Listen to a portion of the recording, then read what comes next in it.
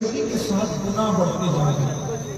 ہر قوم گناہ میں مبتلا ہے، ہر مکتبہ فکر گناہ میں مبتلا ہے، ہر مذہب کے لوگ گناہ میں مبتلا ہیں. لیکن ہم کسی سے کیوں بات کریں؟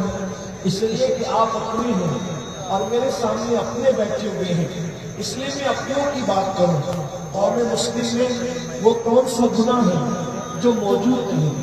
اگر اس مختصر سے وقت میں گناہوں کی فہرست آپ کے سامنے گنوانا شروع کروں تو رات ختم ہو جائے گی، مگر گناہوں کی فہرست ختم نہیں ہوگی. نت نئے گناہ ہر دن نئے نئے انداز میں ہمارے سامنے الگ الگ نام سے پیش کیے جا رہے ہیں اور ہماری نئی نسل کو تباہ کرنے کی اور برباد کرنے کی کوشش کی جا رہی ہے. کبھی نشے کو پروموٹ کیا جاتا ہے، کبھی زنا کو پروموٹ کیا جاتا ہے، کبھی برائی کو پروموٹ کیا جاتا ہے، کبھی حرام لقمے کو پروموٹ کیا جاتا ہے، کبھی بے حیائی کو پروموٹ کیا جاتا ہے، کبھی ننگے پن کو پروموٹ کیا جاتا ہے، کبھی الحاد اور بے دینی کو پروموٹ کرنے کی کوشش کی جاتی ہے.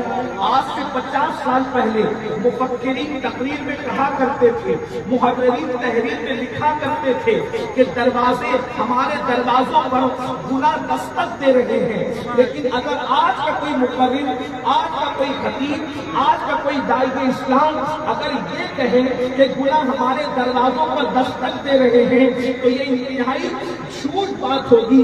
اب دروازوں پر گناہ دستک نہیں دے رہے ہیں، اب گناہ ہمارے گھروں میں داخل ہو چکے ہیں، اب گناہ ہمارے شبستانوں میں داخل ہو چکے ہیں، اب گناہ ہمارے بیڈ روم میں داخل ہو چکے ہیں. پہلے انسان گھر سے باہر نکلتا تھا تو گناہ کرتا تھا، اب انسان گھر میں بیٹھ کے گناہ کرتا ہے. سارے گناہ اس کو گھر کے اندر میسر ہے. اللہ اکبر. کل گھر سے باہر نکلنے والے بچے جب گناہ کی طرف بڑھتے تھے تو ہم ان سے کہتے تھے گھر کے باہر نہ جاؤ ورنہ گناہ میں مبتلا ہو جاؤ گے. اب مجھے بتاؤ، چار دیواری کے اندر ساری عیاشیاں میسر ہے، چار دیواری کے اندر سارے گناہوں کا سامان میسر ہے. مثال کے طور پہ میں بات رکھنا چاہتا ہوں. اب مائک اس کے حل بس آپ تھوڑی دیر سن لیجیے. اگر آپ سننا چاہتے ہیں تو سن لے تھوڑی دیر. ایک بات مائک میں اچھا ہے لیکن اللہ کی مرضی.